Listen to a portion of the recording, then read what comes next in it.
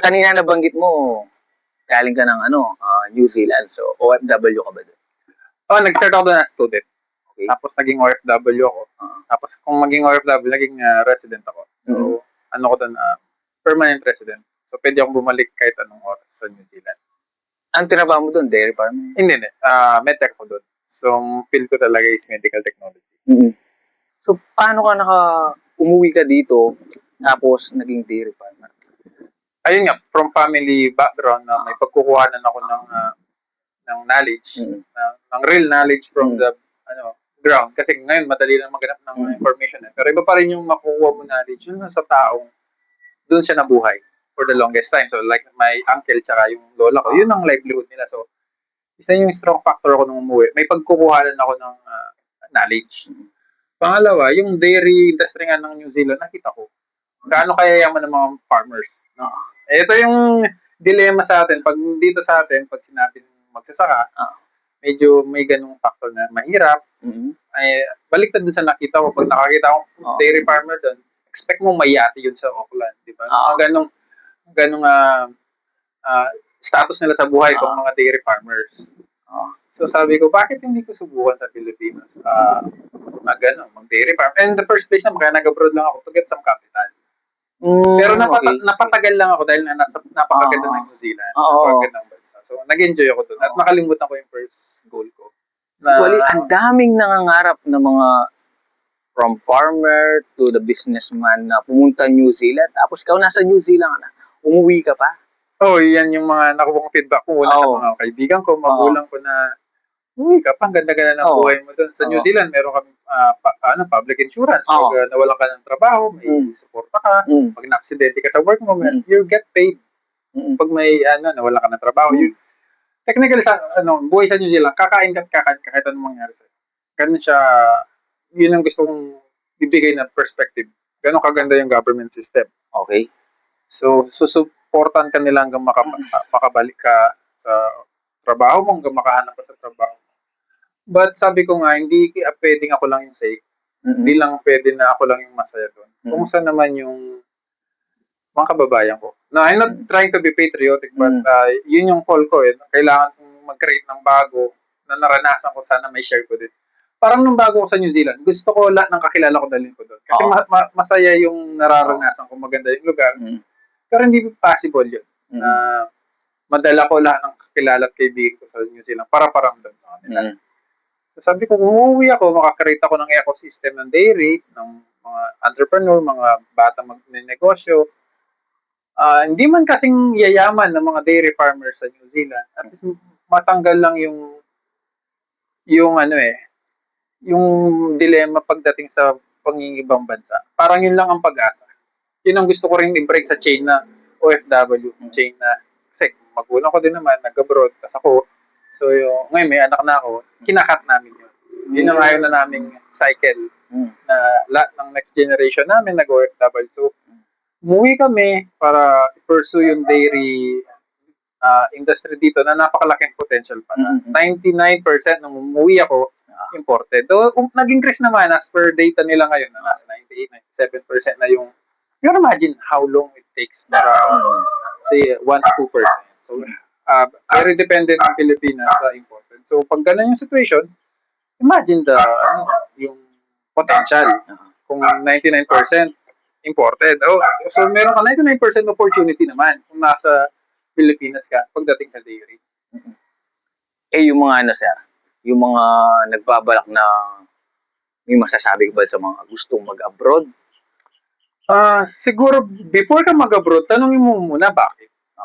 Kasi ganda na ng New Zealand eh. Maganda talaga. Hindi ko yun itatanggi at hindi ko yun isa-sugarcoat na napakaganda. Minsan naman, namimiss ko naman talaga. Pag medyo pagod ka na, may frustration ka sa dito, sa daan nga lang diba? Pero sabi ko, hindi pwedeng ako lang yung safe. Hindi lang pwede yung immediate family ko lang yung safe pag nandun kami. So, kailangan talaga may contribute din naman kami kahit paano.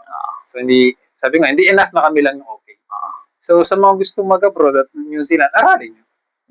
Kung gusto, ayaw nyo na ba talaga sa Pilipinas, sabi ko, sino magmamahal sa Pilipinas kung hindi yung Pilipino na paano umalis tayo? Ang personal reason ko din naman dyan, lagi ko sinasabi sa mga bata dito, ang daming investor na pumupunta sa Pilipinas. Oo. At ang Pilipino nag-abroad palabas. Oo. Tapos, sila yung nag-take advantage sa mga natural resources natin, sa population natin. Mm. So, siguro, before nyo tignan mag-abroad, which is mahirap, magastos, walang kasiguraduhan, why not consider starting up a small business? Tingnan mo, sir. Ano bang mas madaling pangarap? Mag-abroad, mag-start ng negosyo sa Pilipinas. Sa abroad, walang kasiguraduhan at kailangan mo ng malaking kapital.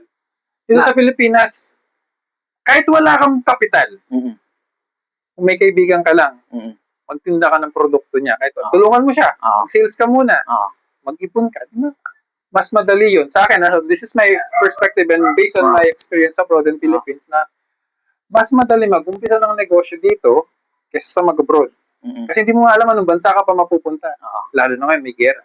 May gera sa ibang bansa. So, kung laging pinofocus natin yung pag-asa natin sa abroad, na may mga kwento tayo na nakakalungkot, na nakakahon pag umuwi. Ba't hindi natin tingnan muna yung bansa natin? Ano yung mga potential? No, alam ko, isang issue dyan agad sasabihin. Wala, corruption, ganyan. Those things we cannot control. Di ba? Okay. Ba't tayo ma-stress sa mga bagay na wala tayong magawa? The least we can do is during election, boboto tayo. Pero the day-to-day process ng government, wala tayong control. Mas maganda kaysa may stress tayo. Diba di natin focus yung mga bagay na pwede natin kontrolin? Like, for example, sa morning, ano mo nang gagawin mo? Mag-scroll o maghahanap ng opportunity? Magre-research ka? Kontrolado mo yun eh. Anong panonood mo sa Facebook? Drama? O magre-research ka na isang bagay na pwede hanap buhay? So, those things na pwede mong kontrolin, doon tayo mag-focus. Yung mga bagay na wala tayo talaga magagawa, mag-move on na tayo. Kesa may stress tayo sa kanila. Yun yung siguro yung ma-advise ko sa mga gusto mag-abroad na walang guaranteed success. Regarding dun, sir, ibabalik ka tanong. Yung mga nasa abroad na gustong bumalik. Yan ako medyo, iba naman perspective yun. So, ang maganda lang sa naranasan ko, I have both worlds. Nag-abroad, from abroad, umuwi. Kailangan kayo ng Pilipinas. Siguro, I might sound dramatic, tsaka medyo patriotic, kailangan kayo ng Pilipinas. Masarap ang buhay dyan. Guaranteed na maganda. Magandang weather kung nasan ka man, except sa may init na lugar, pero nasa Canada ka, US, so malamig masyado doon. Minsan, kailangan kayo ng Pilipinas. We need more investment from Filipinos.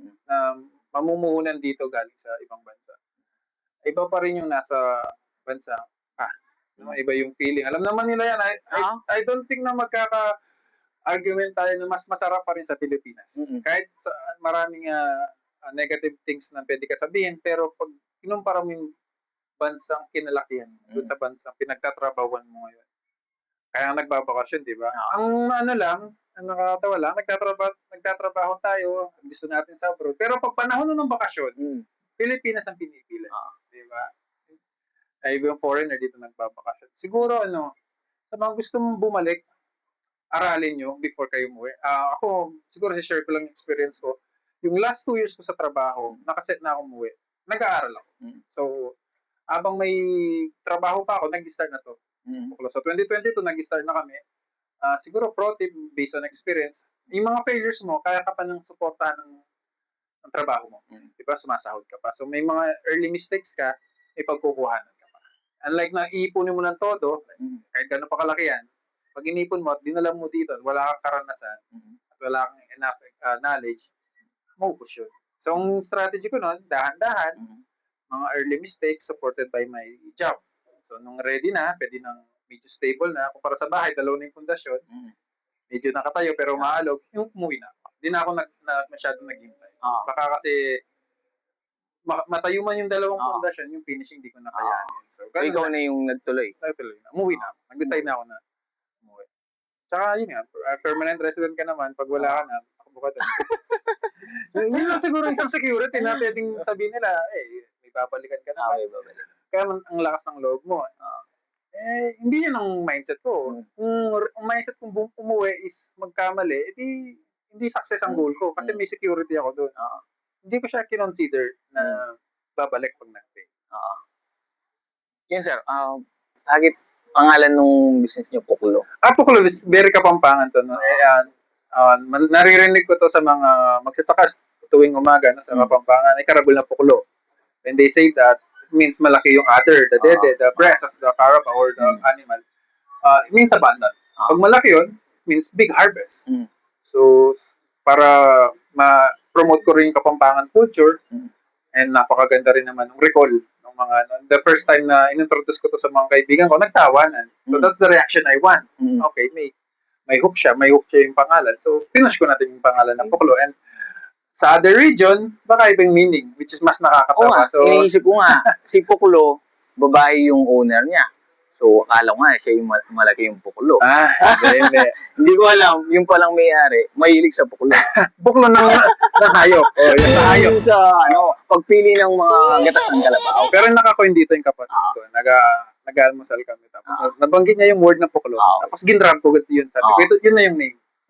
Tapos yun, inelaborate na. So, kung mapapansin mo sa pamilya ng mga naggagatas, maririnig mo yung salitang Puklo sa umaga, sa almusal. So, ayun. And yun nga, Kapampangan heritage.